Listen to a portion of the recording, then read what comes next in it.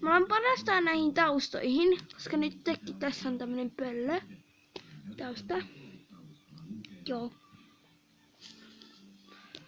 Mä parastan siksi, koska saan tilaajia verran enemmän.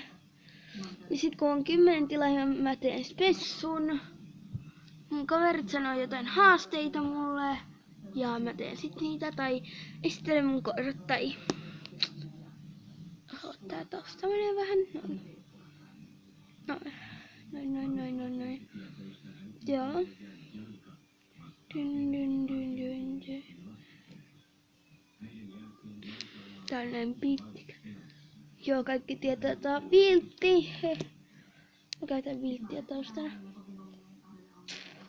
Koska mä en tykkää mun videoista. Tää on ihan perusviltti tälleen. Oh. Sitten mulla on toistakin taustaehdotusta ja mä voin käyttää eri taustoja aina. Mut yksi on, oottakaa hetki. Tämmönen ehdokas. Sanonko, että kumpi on parempi, tää vai sitten yksi toinen? Oota, mä levitän nyt sen tohon. Tadaa! Tällainen. Tosta.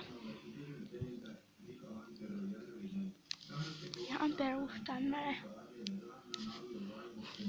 Ja tää on kans aika pitkä.